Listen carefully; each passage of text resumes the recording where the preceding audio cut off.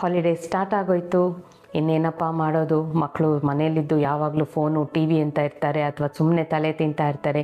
ಹೇಗೆ ಮ್ಯಾನೇಜ್ ಮಾಡೋದು ಗೊತ್ತಾಗ್ತಾ ಇಲ್ವೇ ಅಂತ ಟೆನ್ಷನಲ್ಲಿದ್ದೀರಾ. ಈಸಿ ಸ್ನೇಹಿತರೆ, ಮಕ್ಕಳನ್ನ ಎಂಗೇಜ್ ಮಾಡೋದು ಹೇಗೆ ಗೊತ್ತಾ?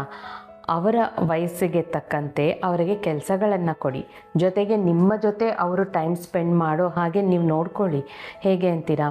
ನೀವು ಕಿಚನಲ್ಲಿ ಏನಾದರೂ ಕೆಲಸ ಮಾಡ್ತಾ ಇರ್ತೀರಾ, ನಿಮ್ಮ ಮಕ್ಕಳನ್ನು ಕರ್ಕೊಂಡು ಹೋಗಿ ಕಿಚನ್ಗೆ ಕರೀರಿ. ಸ್ವಲ್ಪ ಹೊತ್ತು ನನ್ನ ಜೊತೆ ಟೈಮ್ ಸ್ಪೆಂಡ್ ಮಾಡ್ತೀಯಾ, ನನಗೂ ಬೇಜಾರು ಒಬ್ಬಳೇ ನಾನು ಅಡುಗೆ ಮಾಡ್ಕೋಬೇಕು ಅಂದರೆ ಅಂತ ಹೇಳಿ.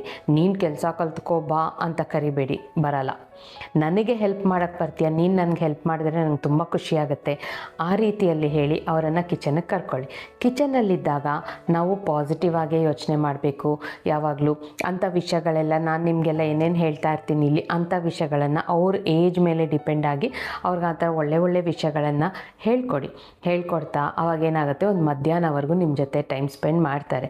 ಇನ್ನು ಉಳಿದಿದ್ದ ದಿನದಲ್ಲಿ ಅವರ ಇಂಟ್ರೆಸ್ಟ್, ಅವರ ಏಜ್ ಎಷ್ಟಿದೆ, ಅವ್ರಿಗೆ ಯಾವುದರಲ್ಲಿ ಟ್ಯಾಲೆಂಟ್ ಇದೆ ಆ ಕ್ಲಾಸಸ್ಗೆ ಜಾಯಿನ್ ಮಾಡಿಸಿ. ಅವರು ಕ್ಲಾಸಸ್ಗೆ ಸೇರಿಕೊಂಡು ಅವ್ರ ಟ್ಯಾಲೆಂಟ್, ಅವ್ರ ಸ್ಕಿಲ್ಸನ್ನ ಡೆವಲಪ್ ಮಾಡ್ಕೊಳ್ಳಿ. ಇನ್ನು ಬರೀ ಅಮ್ಮಂದ್ರು ಮಾತ್ರ ಈ ಥರ ಮಾಡಬೇಕಾ? ಅಪ್ಪಂದ್ರಿಗೆ ಏನು ಕೆಲಸ ಇಲ್ವಾ ಅಂದರೆ ಅಪ್ಪಂದ್ರಿಗೂ ಇದೇ ಕೆಲಸ. ಅಪ್ಪಂದರು ನೀವು ಗಾಡಿ ಕ್ಲೀನ್ ಮಾಡೋದಾಗಿರಲಿ ಅಥವಾ ನಿಮ್ಮದು ಶಾಪ್ ಆಗಿದ್ದರೆ ಆ ಶಾಪ್ಗೆ ಮಕ್ಕಳನ್ನ ಕರ್ಕೊಂಡು ಹೋಗಿ ಅಲ್ಲಿ ಹೇಗೆ ನೀವು ಕಸ್ಟಮರ್ಸ್ ಜೊತೆ ಇಂಟ್ರ್ಯಾಕ್ಟ್ ಮಾಡ್ತಿರ್ತೀರ, ಇಂಥ ವಿಷಯಗಳನ್ನು ಹೇಳ್ಕೊಡೋದು. ತಂದೆಗೆ ಕೆಲವು, ತಾಯಿಗೆ ಕೆಲವು ಕರ್ತವ್ಯಗಳಿರುತ್ತೆ. ಆ ಕರ್ತವ್ಯನ ನೀವು ನಿಭಾಯಿಸಿ ನಿಮ್ಮ ಮಕ್ಕಳನ್ನು ನಿಮ್ಮ ಜೊತೆ ಜಾಸ್ತಿ ಟೈಮ್ ಸ್ಪೆಂಡ್ ಮಾಡೋ ಹಾಗೆ ಮಾಡಿ. ಅವರು ಮಾಡೋ ಸಣ್ಣ ಪುಟ್ಟ ಕೆಲಸಕ್ಕೂ ಅವರನ್ನು ಅಭಿನಂದಿಸಿ.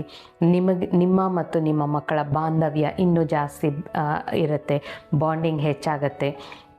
ನಿಮ್ಮ ಜೊತೆ ಟೈಮ್ ಸ್ಪೆಂಡ್ ಮಾಡಿದಷ್ಟು ಅವರು ಇನ್ನೂ ಒಳ್ಳೆ ಮಕ್ಕಳಾಗಿ ಬೆಳೀತಾರೆ. ಅವರಲ್ಲಿ ಚೇಂಜಸ್ ನೀವು ಖಂಡಿತ ನೋಡ್ತೀರಾ. ಇದೇ ಥರ ಇನ್ನೂ ಮಕ್ಕಳ ಮತ್ತು ನಿಮ್ಮ ಒಂದು ಬಾಂಡಿಂಗ್ ಜಾಸ್ತಿ ಆಗುವಂಥ ತುಂಬ ಒಳ್ಳೆ ಟಿಪ್ಸನ್ನು ನಾನು ಕೊಡ್ತಾ ಇರ್ತೀನಿ. ನೋಡೋದನ್ನು ಮಿಸ್ ಮಾಡಬೇಡಿ.